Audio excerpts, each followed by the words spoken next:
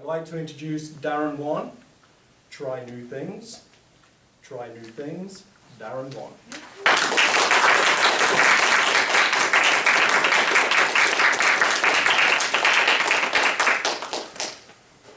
Thank you, Toastmaster, fellow Toastmasters, and especially honored guest, my lovely wife, Jennifer. Tonight, I'd like to tell you a story. This is a story about a man named David Aikman. Now, David was born in the year 1917.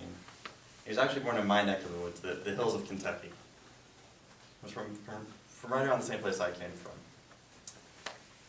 Now, David loved music more than anything. His favorite thing to do in the world. And more than anything else within music, he loved to play banjo. From the time he was born until the time he was grown up, he was playing music, singing music. And he was, not only did he love it, but he was great at it.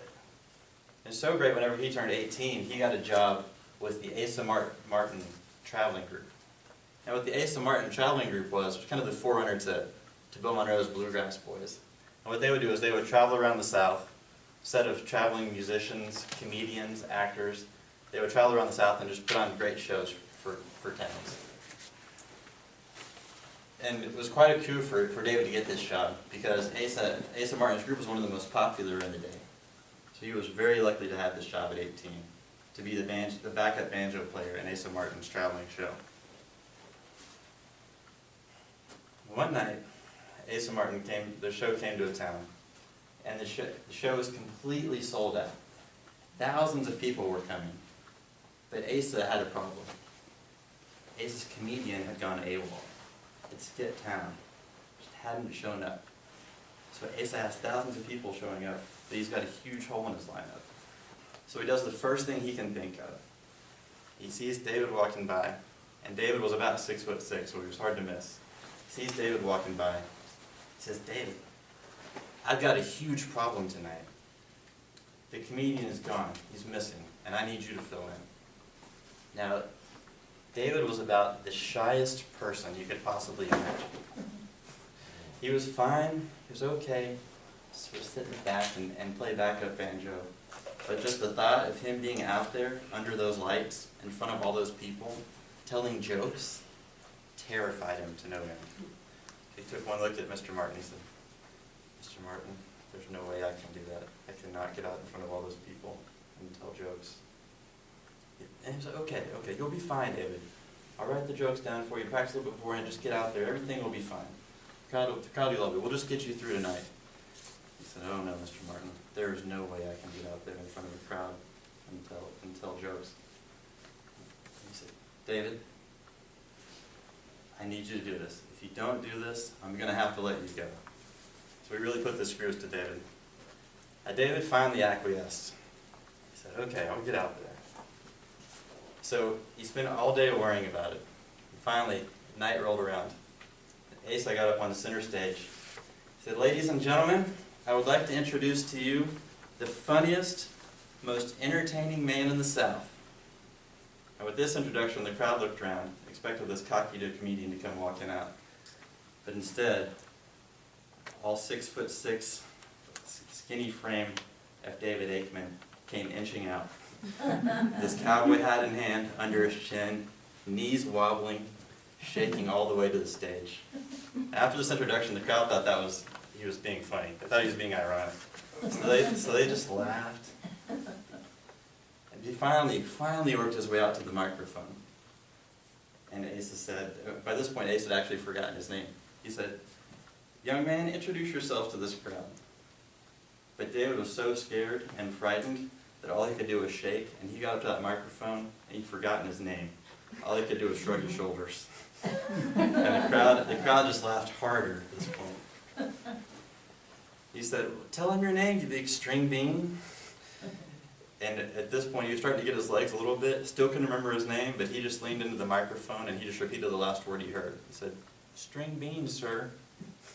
And the crowd just laughed harder at this point. The crowd was rolling on the floor, and this went on for the next 30 minutes or an hour, and they absolutely loved David. And more importantly, David found out there was one thing he loved even more than playing music. and it was doing comedy.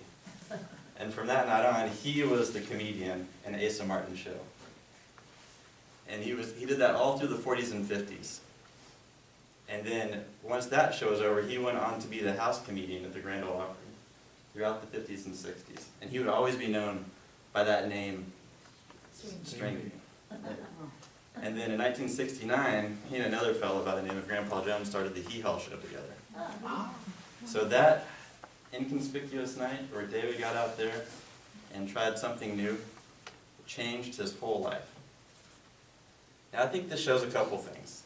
The first, that trying new things is hard. Really hard. The hardest things you can do. As human beings, we are hardwired to stick to the routine, to stick to things that are safe, to not get out there and try new things. There was actually a study done a few years ago.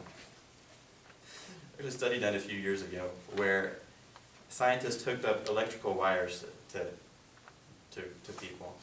Now the electrical wires could do two things. It could send them a soft vibration, or it could send them a really painful shock. Now, they separated the people into two separate groups. The first group, they told them if they were going to get a painful shock. The second group, they surprised them and wouldn't tell them. Now what they found with the second group that didn't know what was coming, their hearts would start beating really fast. They would start sweating. They would get really anxious because they didn't know the outcome. They didn't know what to expect. The second group who didn't know what to expect, their hearts actually beat much faster than the group who knew that a painful shock was coming. So I think this just shows that we're creatures of habit. Better to we're hardwired to stick to a routine rather than stick to an outcome that we know. But I get that back. We're hardwired to stick to an outcome we know, even if we know the outcome is bad, rather than break our routine and try something new, where the outcome could potentially be good. I'm probably hardwired more than most people for this.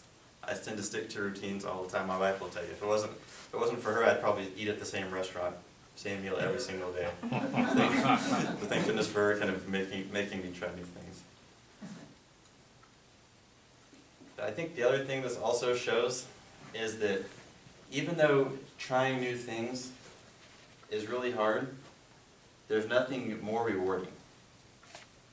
If we don't try new things, then we can never enjoy new things. If David String Bean hadn't gotten out there that night and tried, a little bit against his will, but if he hadn't gone out there and tried something that he was really uncomfortable with, he would have spent the rest of his life sort of middling away as the banjo player in the background. By trying that new thing, he found out that he really enjoyed something. So, fellow Toastmaster and honored guest, the next time you're faced with trying something new, even if it may be something that makes you uncomfortable, maybe something you don't want to do, it may be something that you're convinced you're going to absolutely hate whenever you do it. They may have to pull you off of a ski lift to make you. I just want you to think about String Bean up on that stage in front of all those people and what would have happened if he hadn't have tried something new. Thank you.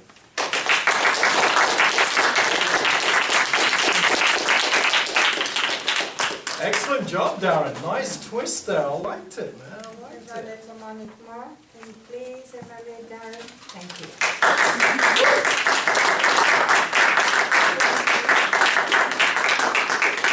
Evaluator, fellow Toastmaster, honored guest, Darin Wonn. Thank you so much. I definitely want to say congratulations on your 10th speech again. You've made it. Got a long way to go. I'm about like Jake, but we'll get there. Anyway, what I want to say for you, to give you some feedback, you portrayed the Greek philosopher like Aristotle. If you guys are familiar with ethos, pathos, and logos, meaning ethos for the credibility. I felt that you was an expert at your field. Was seeing, his name was David String Bean, the banjo player. It's funny, because I'm very familiar with the Grand Ole Opera. Now you make me actually want to go and see it, because we actually have that in Williamsburg, Virginia. So now I'm pretty open, and I'm open to a lot of things, but I didn't know if I could see there, but you made it so exciting and pathos for emotional. I felt that I could see the visual, I could see the picture that you were there, and we all know about being shy and actually getting up like I am now. So you portrayed that. Logos, persuading, I'm persuaded. I definitely, the next time I pass by Grand Ole Opera, I think I will get tickets and go in to see that. I like that you had very good eye contact. You went walking past the room, not just in one place, but everywhere. Didn't have that monotone, so you definitely exceeded that. Vocal variety. Anything that I can say to change, really, honestly, I can't say. I mean, if you could just keep up with the animation, that was great. I think you excel on that. So I'm definitely impressed. And again, congratulations on your 10th speech.